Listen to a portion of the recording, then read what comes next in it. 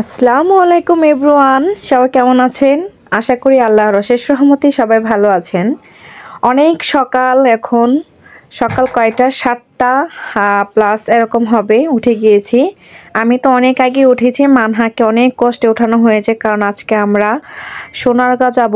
আমাদের ওখানে একটা প্রোগ্রাম আছে, প্রোগ্রামে অ্যাটেন্ড করার জন্য।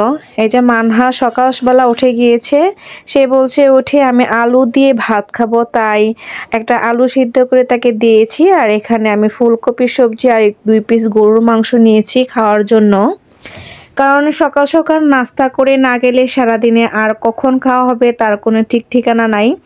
এর জন্য হালকা পাতলা নাস্তা করে, এই যে দেখেন মানহা কিন্তু অলরেডি রেডি হয়ে গিয়েছে। আর এই সাইড দিয়ে তাসনিম, ফাতিয়ামণি সবাই শীতের জামা কাপড় পরে রেডি, কারণ আজকে আমরা অনেক দূরে যাব। এখানে এই যে গাড়ি এসে পড়েছে, আমরা গাড়িতে কিন্তু উঠে পড়েছি।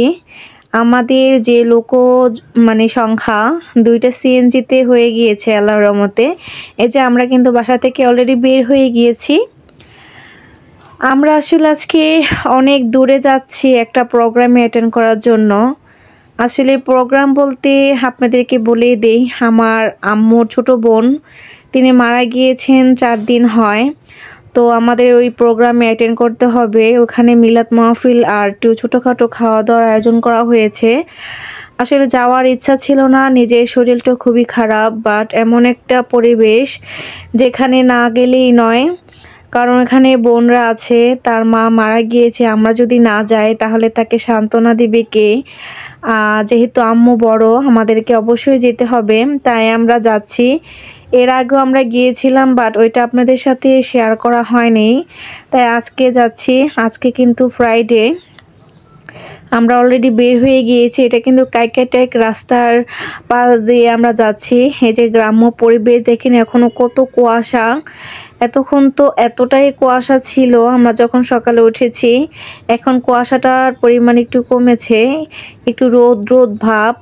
আর এই সাইড দিয়ে দেখেন ব্রহ্মপুত্র নদীর পাড় দিয়ে এই যে ছোট ছোট দোকান বসেছে, গ্রামের সবজি সব কিছু নিয়ে এখানে বসেছে। আসলে যাওয়ার পথে মনটাকে অনেক ভালো হয়ে গিয়েছে এইসব দেখে। এই যে দেখেন গ্রামের তাজা তাজা যে সবজিগুলো সব এখানে দেখা যাচ্ছে। আর ওই সাইড দিয়ে কিন্তু নদী, আমি আপনাদেরকে দেখানোর চেষ্টা করছি অল্প অল্প করে। এখানে ফুলকপি, নতুন আলু, পেঁয়াজ সব কিছুই, মানে এটা সাপ্তাহিক হাটটা এখানে বসে। আর আমার তো খুবই ভালো লাগছে দেখে, কি সুন্দর দেখেন মনোরম পরিবেশ।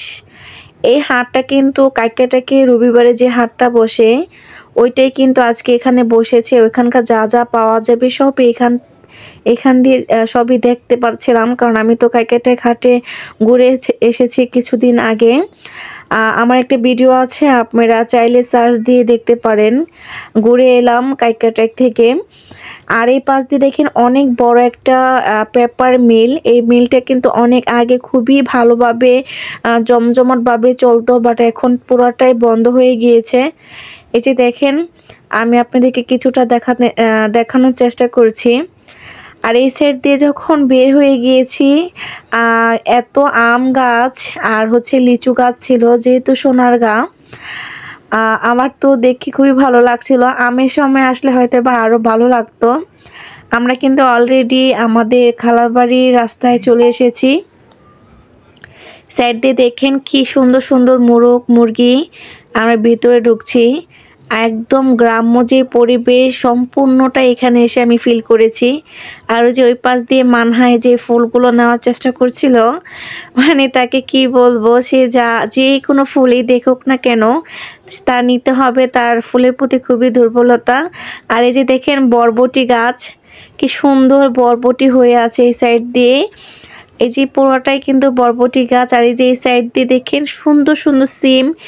এই যে দেখেন এই যে একদম কচি কচি সিম, দেখতে খুবই ভালো লাগছে, অনেক সুন্দর, যা আসলে ভাষায় প্রকাশ করা যাবে না। আমরা কিন্তু বাড়িতে চলে এসেছি, দেখেন এখানে কিন্তু অলরেডি রান্না কমপ্লিট হয়ে গিয়েছে। আমরা আস্তে আস্তে প্রায় 1টার কাছাকাছি বেজেছে।